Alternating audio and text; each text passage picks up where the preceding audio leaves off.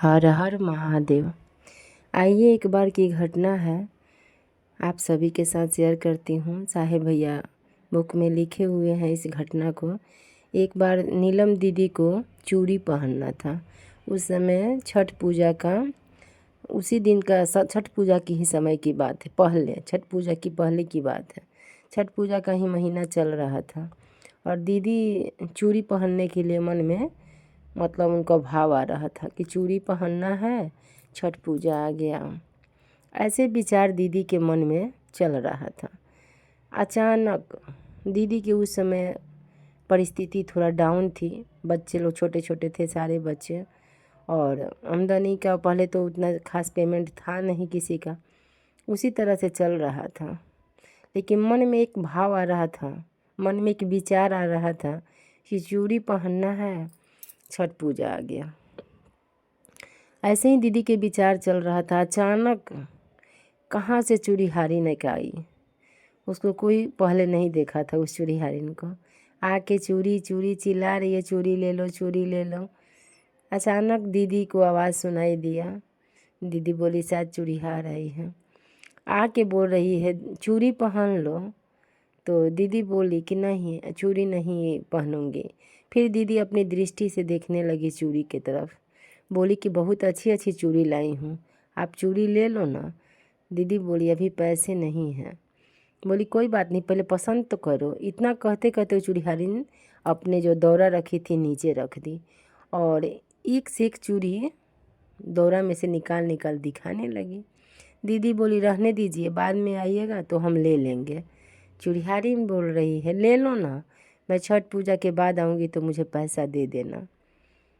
और चूड़ी दिखाने लगी। एक चूड़ी निकाली और बहुत खूबसूरत चूड़ी थी, और निकाल के बोली ये चूड़ी आप में बहुत अच्छा लगेगा, ये चूड़ी तुम ले लो। फिर क्या किए, चूड़ी निकाल के दीदी के हाथ में थमा दी। बोली मैं छठ पूजा के बाद आऊँगी तो हमको पैसा दे देना।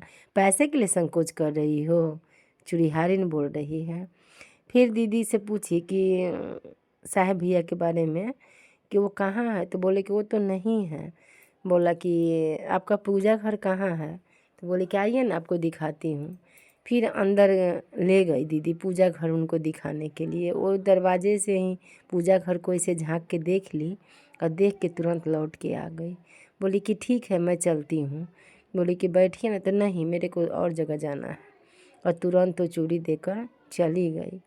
और देखिए दीदी रोज़ छठ पूजा जैसे ही बीता, पर डे दीदी उस चूड़ीहारी का इंतज़ार कर रही थी। और साहेब भैया से बोली कि देखिए ना एक चूड़ीहारिन आई और हमको ज़बरदस्ती चूड़ी देकर चली गई। अब बोली कि मैं छठ पूजा के बाद आऊँगी।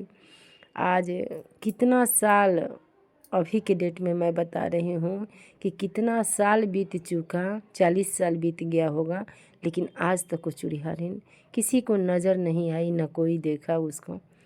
तो वो तो सही में शक्ति स्वरूपा मेरी दीदी थी, और वो भी भगवती आई थी उनको चूड़ी ही पहनाने, क्योंकि साधारण कोई होता तो ज़रूर आता, लेकिन वो आई चूड़ी देकर चली गई। ऐसा कितना घटना दीदी के साथ हुआ है, जो खुद भगवती आई दीदी से मिलने, और ऐसे ऐसे अनुभूति दीदी का है जो भैया ने शेयर किया है बुक के माध्यम से। तो हम सभी को बहुत अच्छा लगता है कि हम लोग के मन में जो भी भाव होता है, जो भी विचार आते हैं, वो प्रत्यक्ष हो जाता है। अभी भी हम लोग कुछ भी खाने का, कुछ भी लेने का मन में सोचते हैं, सोच सोच में ही गुरु हमको वो चीज़ दे देते हैं। हम लोग कितना बार ऐसा अनुभव किए हैं।